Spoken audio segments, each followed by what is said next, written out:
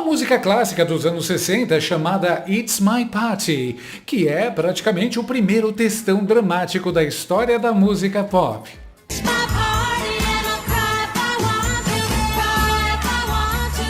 A letra é simples, direta e absolutamente infantil, como toda boa birra bem feita. A cantora basicamente diz o seguinte: a festa é minha, é o meu aniversário, era pra ser o dia mais feliz da minha vida, então eu posso chorar se eu quiser. Por quê? Porque justo no dia em que ela deveria ser o centro do universo, a estrela do bolo, a dona da bexiga e da vela, ela vê o crush dela, o garoto por quem ela é apaixonada, aos beijos com outra menina.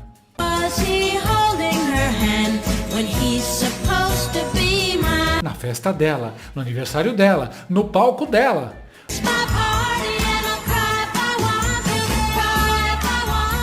Agora troca o vestido rodado dos anos 60 por um terno amarrotado do Mercosul. Na reunião de hoje do Mercosul, Luiz Ignorácio Lula da Silva chegou achando que estava entrando no próprio aniversário diplomático. Anfitrião, microfone na mão, discurso pronto, pose de líder global, falando grosso contra os Estados Unidos, defendendo a Venezuela, passando pano pro Maduro. Tudo planejado para ser o momento. It's my party. Na cabeça de Stalinácio, aquele era o dia em que ele ia brilhar. O grande palco, o holofote, a consagração. Só que aí a festa começou a dar errado. Porque logo depois sobe ao palco Javier Milei e faz exatamente o papel da outra menina da música. A abertura da 67ª cúpula do Mercosul parecia promissora. Aquele clima clássico de evento diplomático latino-americano. Ar-condicionado fraco, café ruim, discursos longos e ninguém resolvendo absolutamente nada. Mas aí aconteceu algo raro, algo histórico, algo maravilhoso. Luiz Ignorácio Lula da Silva e Javier Milei subiram ao palco, um atrás do outro, e foi tipo assistir a um debate entre um VHS do Foro de São Paulo e um vídeo em 4K com legenda em inglês direto da Casa Branca.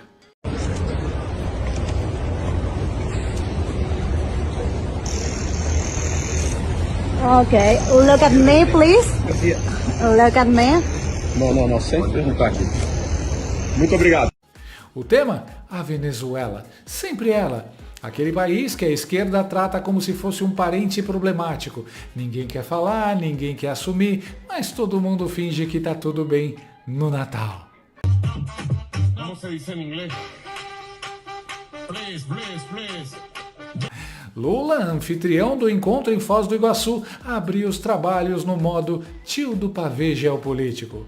Olhou para a presença militar dos Estados Unidos no entorno da Venezuela e soltou aquele clássico discurso dramático, quase uma trilha de filme do Spielberg tocando ao fundo. Segundo ele, uma eventual intervenção armada seria uma catástrofe humanitária. Catástrofe humanitária. Essa expressão é tipo senha de Wi-Fi da esquerda latino-americana. Todo mundo usa, ninguém explica. Lula evocou até a Guerra das Malvinas. Sim, porque quando falta argumento, a esquerda sempre puxa um trauma histórico da gaveta. É como se ele dissesse: passaram-se décadas desde as Malvinas, mas agora olha o imperialismo aí de novo. Faltou só o violino. Mas as verdadeiras ameaças à nossa soberania não são de outra natureza. Elas se apresentam hoje, sob a forma da guerra, das forças antidemocráticas e do crime organizado. Passadas mais de 4 décadas desde a Guerra das Malvinas, o continente sul-americano volta a ser assombrado pela presença militar de uma potência extra-regional. Os limites do direito internacional estão sendo testados. Uma intervenção armada na Venezuela seria uma catástrofe humanitária para o hemisfério e um precedente perigoso para o mundo. A força dos regimes democráticos também vem sendo colocada à prova. A democracia brasileira sobreviveu ao mais duro atentado sofrido desde o fim da ditadura. Os culpados pela tentativa de golpe de 8 de janeiro de 23 foram investigados, julgados e condenados conforme o devido processo legal. Pela primeira vez na sua história, o Brasil acertou as contas com o passado. Ele alertou que os limites do direito internacional estariam sendo testados. Engraçado, porque os limites do direito humano na Venezuela já foram atropelados, espancados e enterrados há muito tempo. E isso nunca incomodou muito o pessoal do tapete vermelho. Stalinácio repetiu: intervenção armada seria um desastre humanitário. Disse de novo, repetiu, reforçou. Quando o político repete muito uma frase, geralmente é porque está tentando convencer a si mesmo. Segundo ele, a escalada militar promovida pelos Estados Unidos, sob a justificativa de combater o tráfico de drogas, seria perigosa. E aí vem a parte maravilhosa. Ele critica o cerco enquanto defende, na prática, um regime que virou literalmente um narco-estado. É tipo reclamar da polícia na porta enquanto protege o traficante dentro de casa. Mas aí, meus amiguinhos, entrou em cena o homem, o mito da motosserra, o terror dos tradutores simultâneos, Javier Milei. Em reunião a portas fechadas, aquele momento onde diplomata sua frio, Milei basicamente olhou para o discurso padrão do Mercosul e falou: não! Simples assim, nada de relativismo, nada de contextualizar, nada de veja bem. Milei elogiou a pressão dos Estados Unidos sobre a Venezuela. Alinhado ao governo de Donald Trump, sugeriu que o Mercosul parasse de agir como grupo de terapia e de ditador e começasse a tratar o problema como ele é.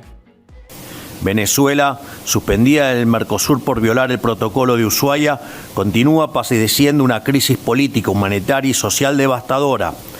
La dictadura atroz e inhumana del narcoterrorista Nicolás Maduro extiende una sombra oscura sobre nuestra región. Este peligro y esta vergüenza no pueden seguir existiendo en el continente o nos terminará arrastrando a todos consigo. La Argentina saluda la presión de los Estados Unidos y Donald Trump para liberar al pueblo venezolano. El tiempo de tener un acercamiento tímido en esta materia se ha agotado. Instamos además a todos los demás integrantes del bloque a secundar esta posición y condenar tajantemente a este experimento autoritario.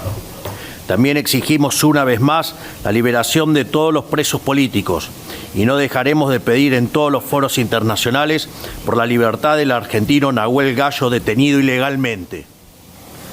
Saludamos el reconocimiento internacional al coraje de María Corina Machado, Premio Nobel de la Paz 2025, y reiteramos nuestro llamado a que se respete la voluntad del pueblo venezolano. Enquanto o gambá do Guarujá tentava proteger seu parceiro ideológico, aquele abraço constrangedor em ditador que já virou figurinha, Milei saiu em defesa da estratégia americana. Disse que o objetivo é libertar o povo venezuelano. Libertar, palavra proibida em certos círculos da esquerda. E aí veio a frase que fez diplomata derrubar o cafezinho. A Argentina saúda a pressão dos Estados Unidos e de Donald Trump para libertar o povo venezuelano. O tempo da aproximação tímida acabou. Acabou. Com ponto final. Não teve porém, não teve apesar de, não teve com ressalvas. Foi um tapa de realidade em 4K.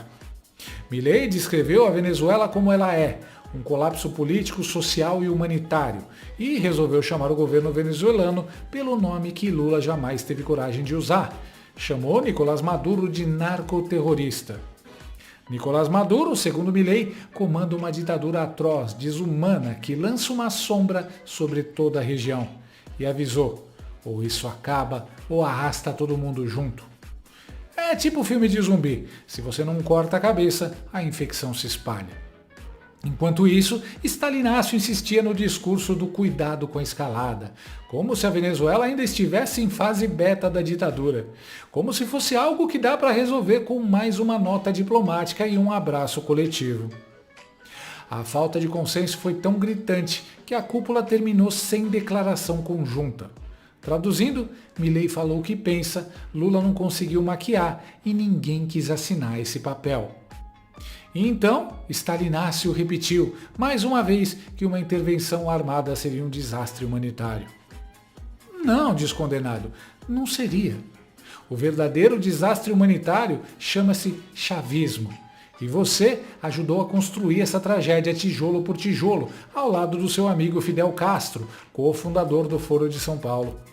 A Venezuela era um dos países mais prósperos da América Latina.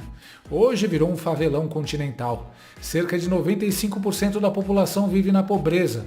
Isso não é estatística da CIA, é realidade. Mais de 8 milhões de venezuelanos fugiram do país, um quarto da população. Para você entender a escala, seria como 50 milhões de brasileiros abandonando o Bananil. É o equivalente a São Paulo inteiro dizendo tchau e indo embora com uma mochila nas costas. Isso sim é um desastre humanitário histórico. Mas esse, curiosamente, nunca aparece nos discursos emocionados do Gnomo de 9 dedos. O regime se mantém só pela repressão, oposição censurada, presa, torturada, assassinada, crucificada, eleições fraudadas, democracia só no PowerPoint. E aqui vem o detalhe que a esquerda odeia. O próprio Chávez admitiu, e o próprio Lula também, que a chegada do tirano ao poder foi articulada pelo Foro de São Paulo. Quando as Forças Armadas, com o apoio da sociedade civil, tiraram Chávez do poder, quem ajudou a recolocá-lo no trono? Fernando Henrique Cardoso I. Depois Lula. Ele chamou isso de ação entre amigos. Amigo bom é assim, ajuda você a destruir o próprio país. Em 2013, após a morte de Chávez, Lula mandou seus marqueteiros para Caracas para ajudar Maduro a se eleger. Gravou propaganda eleitoral enquanto se recuperava de um tumor. Maduro se destacou brilhantemente na luta para projetar a Venezuela no mundo e na construção de uma América Latina mais democrática e solidária. Teve um papel decisivo na formação da Unasul e da CELAC, e sempre foi visível sua profunda afinidade com nosso querido e saudoso amigo Hugo Chávez. Isso é dedicação, não à democracia, ao projeto. Depois, esses mesmos marqueteiros foram presos e confessaram que dinheiro do esquema revelado pela Lava Jato foi usado para financiar a campanha de Maduro. É quase um spin-off criminoso de campanha internacional. E mesmo depois de anos de ditadura brutal, qual foi o primeiro ato oficial de Lula ao voltar ao Planalto? Receber Maduro com tapete vermelho. Faltou só a banda tocando Imagine. De John Lennon.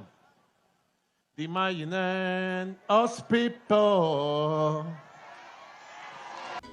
Em resumo, Lula tem as mãos manchadas com o sangue do povo venezuelano e, mais uma vez, escolhe o lado errado da história. O sonho molhado da esquerda brasileira sempre foi importar o modelo chavista. Quando Lula fala em desastre, ele está descrevendo o próprio currículo. Nada caiu do céu. Tudo foi financiado, legitimado e protegido politicamente. Defender o regime hoje é tentar apagar a própria responsabilidade histórica. E aí, no meio disso tudo, Milei simplesmente destruiu Lula no palco do Mercosul. Justamente no evento em que Lula achou que ia brilhar. Virou figurante no próprio espetáculo. Enquanto o Stalinácio relativiza a tirania por conveniência ideológica, Milei chama o mal pelo nome. Sem medo, sem rodeio, sem diplomacia de almanaque. Milei veio, causou, ganhou eleição, arrumou a Argentina, tem apoio do Congresso e costas quentes nos Estados Unidos. Já ligou foda-se pro Mercosul. Sabe que é um clube de republiquetas socialistas reclamando do imperialismo pelo iPhone. Enquanto um passa pano para ditador, o outro defende o povo. Isso se chama liderança moral. O resto é cumplicidade. No fim, o Mercosul virou exatamente a letra de It's My Party. Lula achou que a festa era dele, que o bolo era dele e que o palco era dele. Mas o Milei entrou, roubou o crush, no caso a atenção internacional, e deixou o aniversariante no canto, fazendo biquinho diplomático. Por favor, me ajuda. A diferença é que, na música, a menina pelo menos tinha motivo para chorar. Já o Lula chora porque descobriu ao vivo que a festa até era dele, mas a humilhação também. Alô, companheiro Lula, sou eu, Maduro. Preciso urgentemente que me envie aquelas armas de destruição em massa que você tem. Preciso destruir os Estados Unidos antes que me destruam. Companheiro Maduro, hoje mesmo envio essas bombas aí pra Venezuela. Bota pra atorar nesse Trump, companheiro.